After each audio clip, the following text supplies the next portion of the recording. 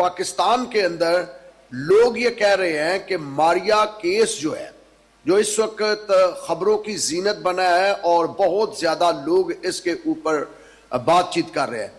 लोग ये कह रहे हैं कि आप ऐसा कर रहे हैं कि हुकूमत ने आपको सामने किया है, और क्योंकि ये 158 ईयर्स का कानून है, 158 साल हो चुके हैं इस कानून को बने हुए, जिसके अंदर आप कूदे हैं, ठीक है, और कूद के आपने इसको, आप इसके अंदर इमेंडमेंट्स कर रहे हैं, नया कानून ला रहे हैं। तो लोग ये कह रहे हैं ये कानून नहीं आएगा, बल्कि बाबा फलबूस साहब कर क्या रहे हैं कि सारी कौम की तवज्जो हटा रहे हैं ताकि सुकून हो जाए और आराम से कौम उसी तरीके से, दूसरे लफ्जों में वो कह रहे हैं ये ट्रक की बत्ती के पीछे लगाया। उसकी वजह मैं आपको बताने लगा हूं।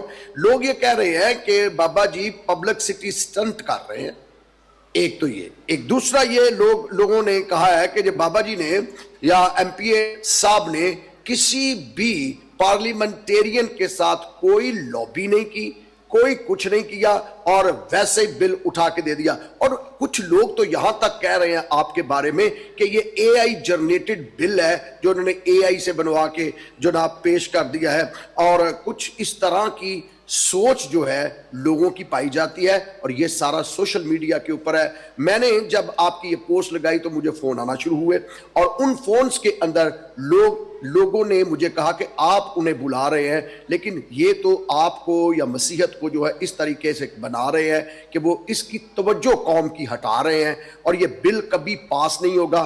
कब ये सिर्फ बिल जो है पर्सनल बिल है, ये एक पेपर है, कोई भी जमा करवा सकता है। तो आप इसके बारे में क्या कहते हैं कि ये सिर्फ एक महज पेपर है जो लोग कह रहे हैं, और ये सिर्फ एक पब्लिसिटी स्टंट है, या एआई जनरेटेड है, या कि आपने कभी इसके बारे में लॉबी भी की है या नहीं, बाकी एमपीज को क्या आपने इत्माद में लिया या नहीं, इसके बारे में आपकी क्या राय? जी पास्टर साहब, सबसे पहले तो मैं जो भी कोई भी बात करते हैं उनकी कदर करता हूं, बात करना सबका हक है। देखें, ये अदालती फैसला है, अदालतों के फैसले माजी में भी हुकूमतों के भी खिलाफ रहे हैं।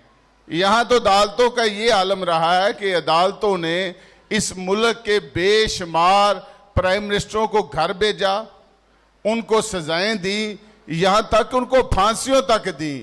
ये हुकूमत का कोई एजेंडा नहीं, हुकूमत का कोई इसमें अमल दखल नहीं, एक अदालत ने यह फैसला दिया है। अदालत का फैसले के दो ही तरीके हैं इसको हल करने के लिए। एक तरीका है कि आप रिव्यू में जाएं, आप इस फैसले पे नजरसानी कराएं, और दूसरा तरीका है कानून साजी।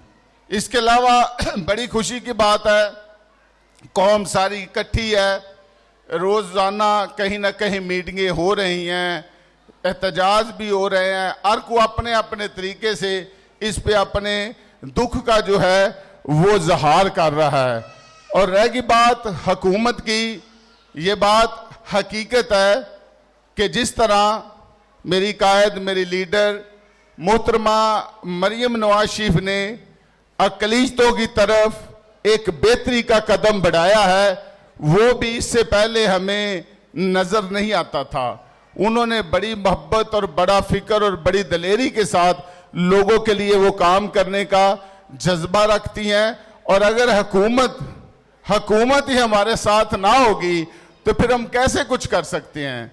तो मैं आपको पास्टर साहब आपके इस रिकॉर्डिंग के जरिए ये एक अपना रिकॉर्ड, अपना सबूत पेश कर रहा हूं कि खुदा के फजल से ये वही बिल है जिसमें हमारे तमाम मजहबी रहनुमाओं के ऑलरेडी दस्तखत मौजूद हैं।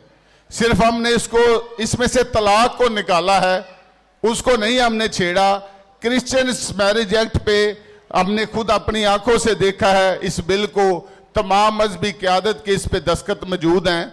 उसके बाद मेरी वीडियो आज से तकरीबन मारिया बेटी का तो कुछ दिन पहले का जजमेंट आई है, आप इससे पीछे चले जाएं, कोई महीना पहले मैंने अपनी फेसबुक पे ये वीडियो लगाई थी कि हम क्रिश्चियन मैरिज एक्ट पे काम कर रहे हैं, हमें आप सब की दुआओं की ज़रूरत है, वो भी ऑलरेडी सबूत मौजूद है।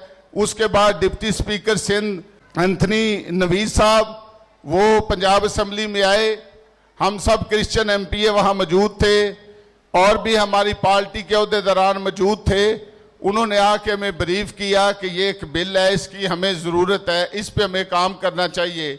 कुछ दिन पहले हमारी एक मीटिंग हुई, वो भी सोशल मीडिया पे मौजूद है, वो तकरीबन वो भी इस फैसले से आने से पहले की है।